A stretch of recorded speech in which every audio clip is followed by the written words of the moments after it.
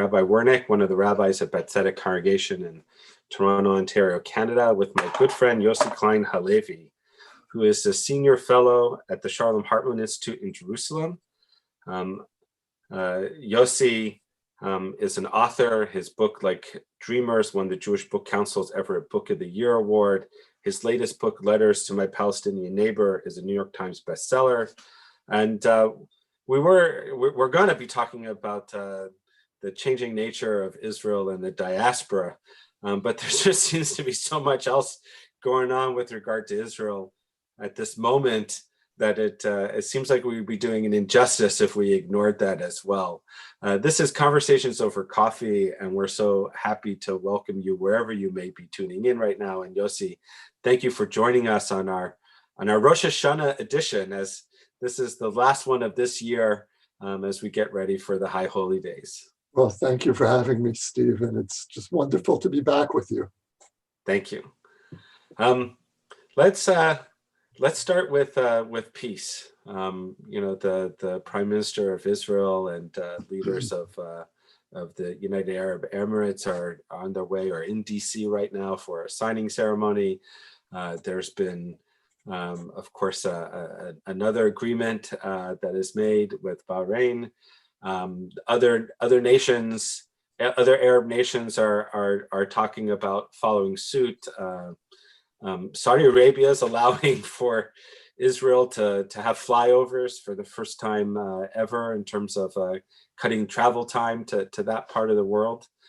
How do you understand the current events with regard to these new peace agreements?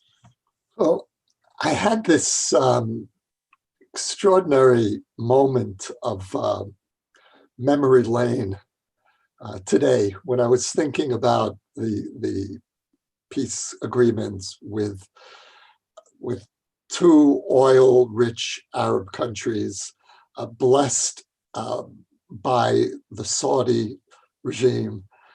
And I was flashing back to the winter of 1973-74. Now, I think I'm probably a generation older than you, Steve.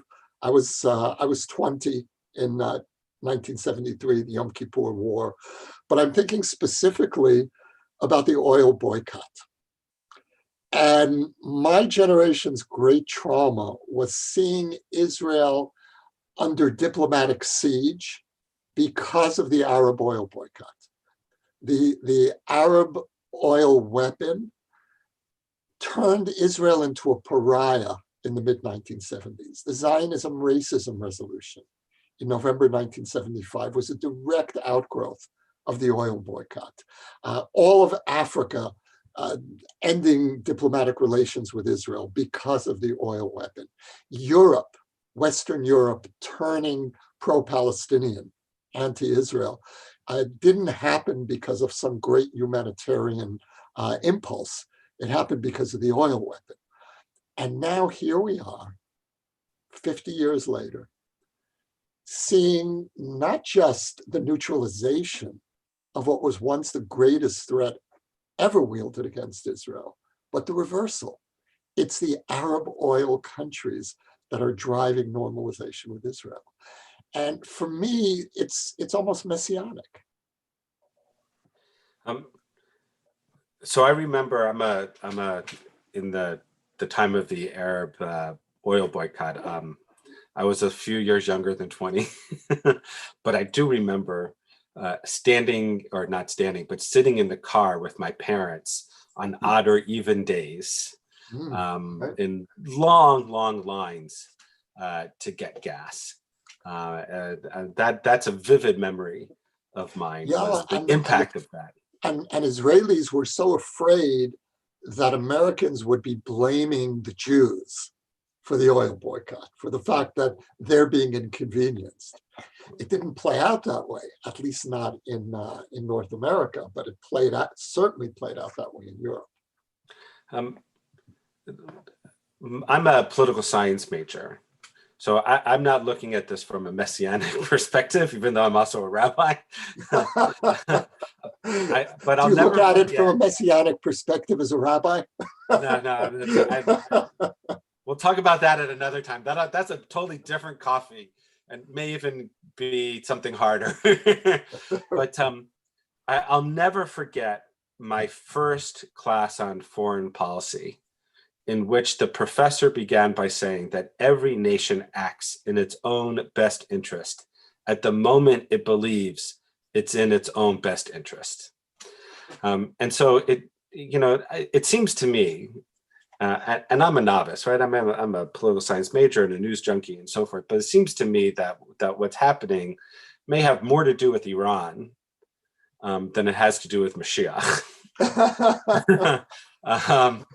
And that what's happening is that these Arab nations, these oil-rich nations, because of their concern with Iran, perhaps also probably coming finally to the realization that Israel's not going anywhere, and that Israel, not only militarily, but also economically, can offer them more than maintaining a lack of relationships with Israel, is what's motivating these countries to do that. I think that's right. I'd like to broaden it a bit, though, because it isn't only Iran. If you look at the dynamics in the Middle East today, there are two things that are really important. One is the rise of non-Arab Muslim powers that are threatening the Arab world. And I'm thinking specifically of Iran, but also Turkey. Erdogan's Turkey is seen by the Sunni Arab states as a threat second only to Iran.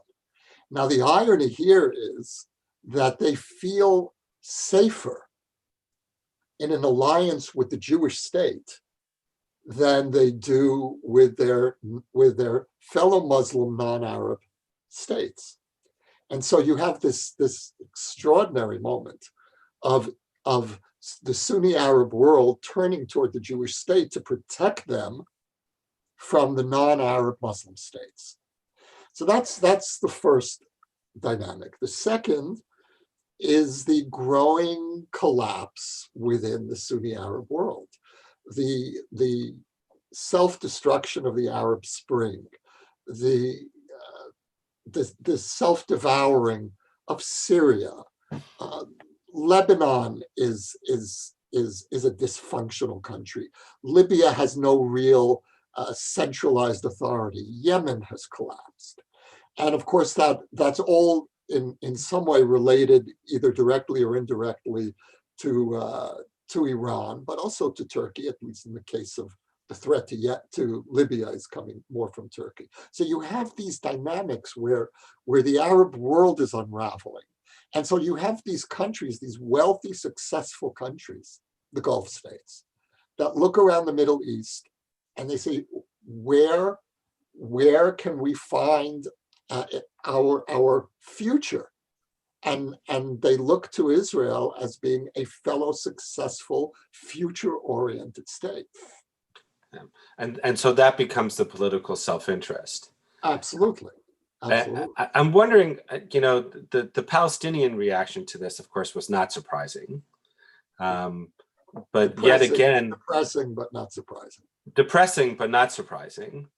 But at the same time, is there an opportunity? I mean, is there anyone within the Palestinian leadership that may understand that now is actually perhaps the best time to step forward with something different? That if they don't, if they, to quote Abba Ibn, if they miss yet another opportunity.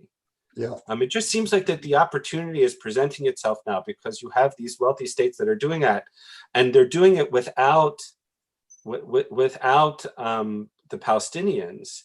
It's almost like a signal saying that if you want to be a successful state, you've got to step forward in a different way than you ever have before. Are they getting that? The short answer is there is no Palestinian figure on the horizon that seems capable of turning to the Israeli public and saying something like, we understand that we will never get any Israeli government, left, right, or center, to accept Palestinian refugee return to the state of Israel proper. We are ready to make that historic concession to trade right of return to the state of Israel for a Palestinian state in more or less the 67 borders, land swaps, whatever the arrangement will be. And turning to the Israeli public and saying, here, you've been asking for a Palestinian response, a Palestinian peace initiative. Here it is. The Palestinian leadership has never entered into a peace initiative. They have responded, usually negatively, often passively, and otherwise aggressively. And that's the key to convincing Israelis like me, who desperately want a two-state solution, not for the sake of the Palestinians, for Israel's sake. For Israel's sake, right. To extricate Israel from the untenable long-term role of being an occupier of another people. That's not why we came home. It's not healthy for us in any sense. And we are sitting on a volcano. And sooner or later, this situation will be untenable. And so I want a two-state solution. But you've got to convince me, you Palestinian leaders, that when I withdraw to borders that are 9 miles wide at their narrowest point, I'm not going to wake up one morning and find Gaza outside of my window. I live in a neighborhood called, well, French Hill. You know French Hill. It's the northeast edge of Jerusalem. I face the Judean desert. I face Jordan, the Dead Sea. I can see the Dead Sea from my porch. And literally on the next hill are Palestinian villages. The West Bank is on the next hill. And so what kind of a state is going to be there? Is it going to be a peaceful state, a state that is really more interested in the future than in irredentist claims? Right now, if you were to ask me what I would bet on, if we were to withdraw tomorrow and a Palestinian state were to arise on the hill across from my porch, I would say that it would be very hard to continue normal life in my neighborhood with a Palestinian state next door. So I need some sense that there's been a transformation on the Palestinian side before I sign away a fateful and irrevocable concession. As always, Yossi, very well articulated. Covered, a longer conversation for another time. In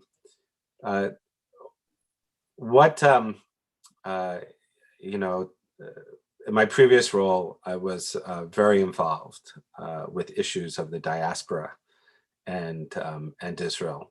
And there are all sorts of signs of a gap that continues to grow between Jewry's two biggest population centers, North America and Israel. And though the circumstance is different in Canada, you still see the signs of a next generation of Canadian Jewry that is not automatically supportive of Israel, in the sense of North American Jewry skews more liberal, and Israel has been skewing for the last 20 years more conservative with a lowercase c. Bibi Netanyahu is the only prime minister that most young people under the age of 30 have any conscious memory of. And so part of the challenge is that North American Jews learn about Israel from a Jewish values perspective and a Zionist and historical perspective. And then the Israel that they experience, certainly in the news, doesn't always align with those values. And when that happens, and then Israel makes certain actions or statements like talking about annexation, which of course is now whether or not Netanyahu actually was going to do it or not, it is relevant. He spoke about it. Now it seems that one of the benefits, at least from a more liberal perspective, is that that's at least on the back burner, if not off the table. But conversations about annexation, issues of religious pluralism, these just complicate the relationship. What do you see?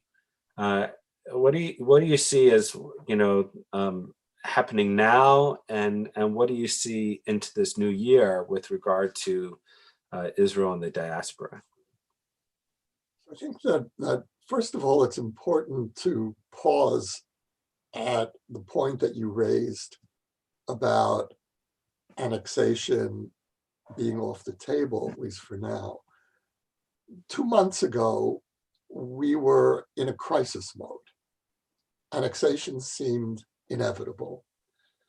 And we were looking at, or we were being warned about, a major turning point in diaspora-Israel relations. Many liberal Jews in the diaspora were saying that the relationship is becoming more and more unsustainable. And now, 2 months later, not only is annexation off the table, but we're about to sign a peace agreement with 2 Arab countries. And I'm mentioning this because I think there's a certain frenzy that's become built into the Israeli diaspora relationship, which needs to be cooled down. Israel is a roller coaster. I've lived in Israel now for just about 40 years. I made Aliyah the beginning of the first Lebanon war, summer of 1982, 300% inflation.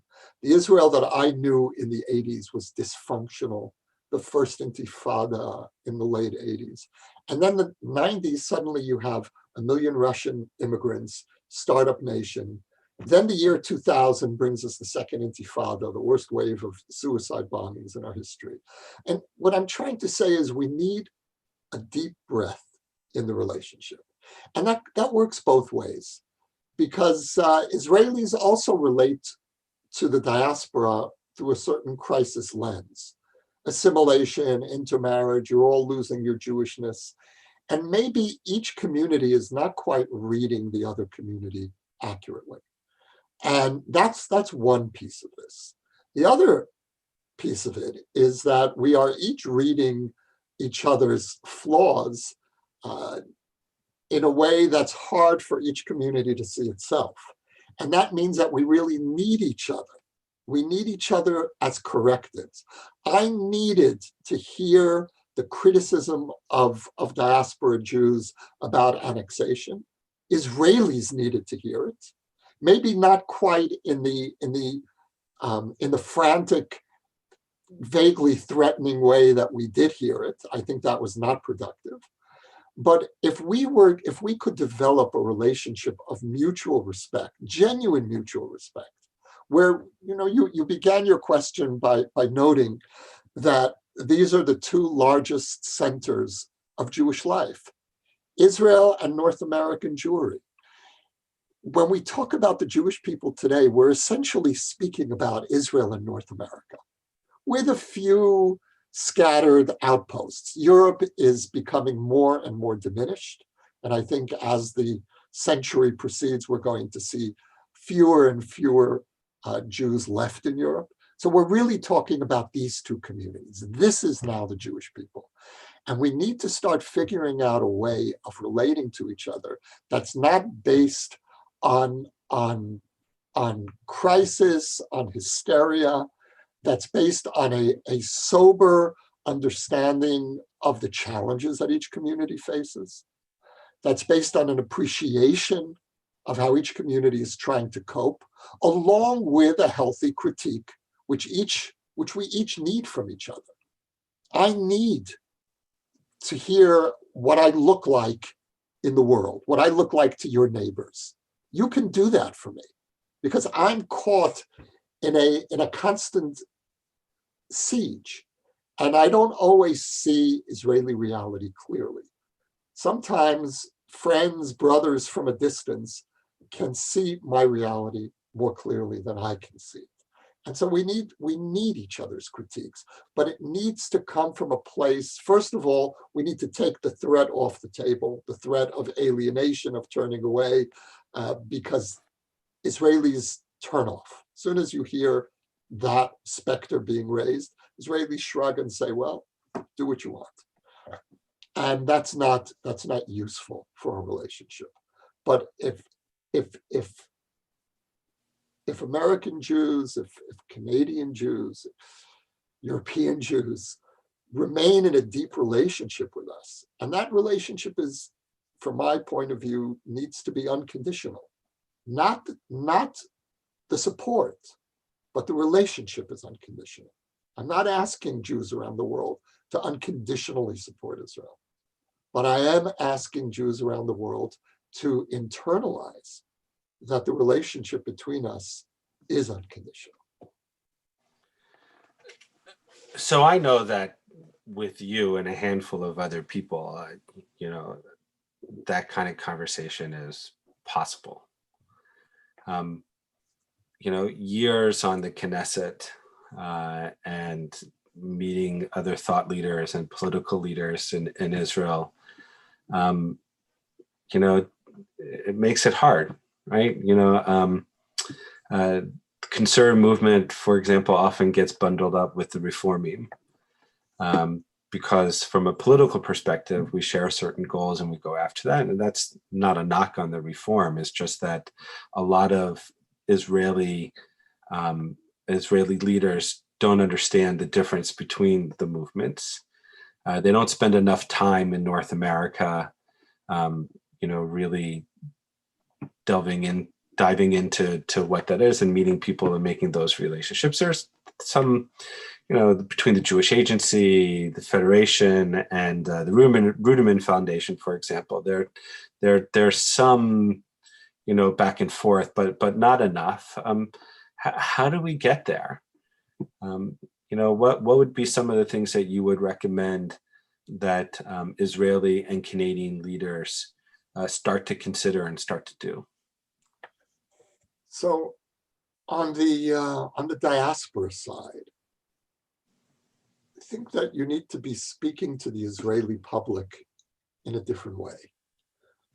And by that I mean less the language of religious pluralism and more the language of Jewish unity, of Zionism, of fulfilling Israel's promise to be the homeland of the entire Jewish people. Israelis don't really respond to arguments over religious pluralism. It's not part of the Israeli language for very good reason. Most Israelis come from families that have origins in Jewish communities where there was no religious pluralism. But if you speak to Israelis about Jewish unity, if you tell them, we are by alienating American Jews, by not fulfilling the Zionist promise of creating a Jewish public space that will reflect the diversity of the Jewish people, we are participating, unwittingly encouraging the very process of alienation that's worrying us. So I think that we need a different kind of conversation. And that's a conversation that I think many Israelis would hear. Also, you talk about the Knesset.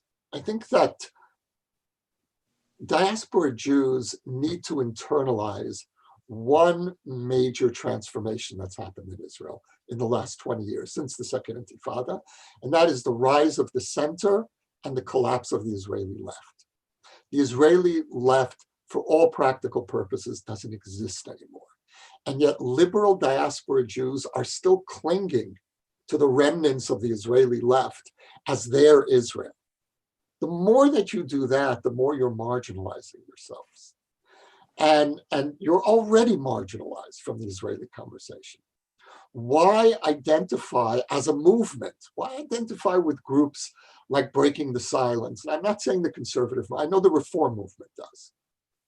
But Breaking the Silence is considered by liberal Israelis like myself as outside the conversation for all kinds of reasons, not even necessarily because of their politics, because they're not trustworthy groups, and because they align themselves all too easily with forces abroad that do not seek the well-being of Zion.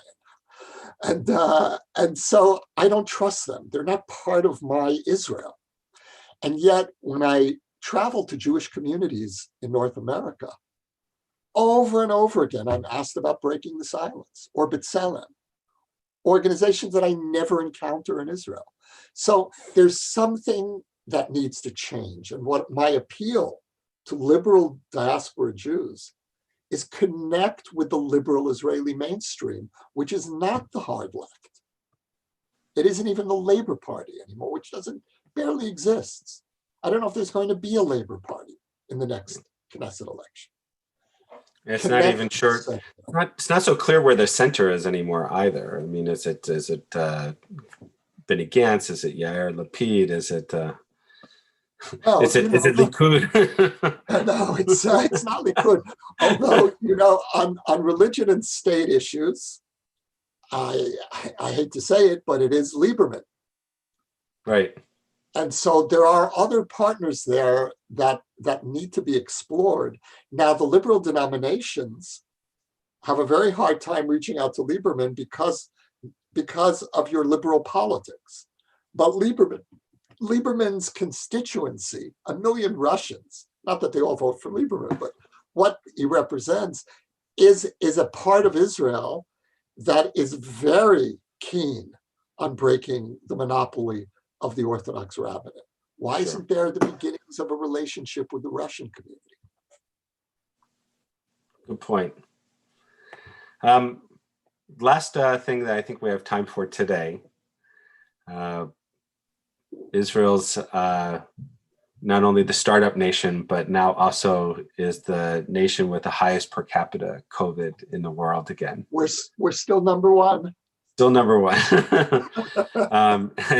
And the country is just in time for Erev Yom Tov, preparing to go into lockdown. What will you be doing for Rosh Hashanah this year? I think a lot of meditating and a lot of prayer in a lot of talking to God in my own words. In the absence of communal prayer and that beautiful shared language of prayer that we've carried as a people for several thousand years, I think that I will find myself turning to God in a different way this year. And in one sense, I will really miss that experience of being part of a klal, that powerful experience, being part of a people on Rosh Hashanah. But I'm going to try to take advantage of the opportunity that has been forced on us. And, in Hebrew, we have an expression, me'az yetzeh matok, from the bitter will emerge the sweet. And I think that there are spiritual possibilities for us to explore this year that circumstances have forced on us and made it possible. And for me, meditation, contemplative meditation, which is something that I've done for many years, really will be coming more to the fore this year. Do you have a bracha, a tefillah for Israel, for the Jewish people for this year? There's this beautiful song that came out for Corona by Hanan Ben Ari. I forget the name, just really a powerful song. And Gaguim Livnei Adam, longings for human beings. Beautiful, really urge you to see it. It's a 2-minute clip, a very short song. And it's a love song to Corona. It's a song of gratitude to Corona. And what he says to Corona is, you have forced us to return to our basic humanity. We were at the point where we thought we were all powerful, where we were losing our ability to communicate with each other, to go inward. And now we're being forced to return to some basics. And then he ends with the following words. He says, on the morning after you leave, one day you, Corona, will leave us. On the morning after you leave, I have only one request for you. That when you leave, we're different than when you came.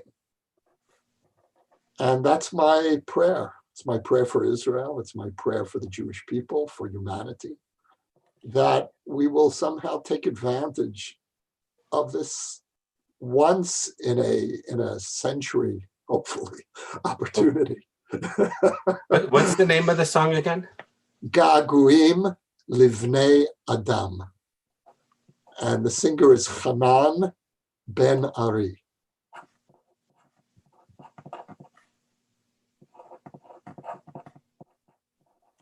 That is indeed a beautiful prayer. Thank you, Yossi. Ken Yehi Ratzon, and may we be able to see each other in person again soon. Amen. Shana Tova. Shana Tova. Thank you, everyone, for joining us. We will be back in a couple of weeks. We're going to take the next couple of weeks off because of the holidays. To find out what's happening at Beth Tzedek, as always, go to our website, www.beth-tzedek.org. And we look forward to celebrating with you through these Yamim Noraim, through these days of awe. May they be meaningful and filled with blessing, and may we be different. May we be different as a result of these experiences, as Yossi said. Thanks, everyone. Shana Tova Mituka.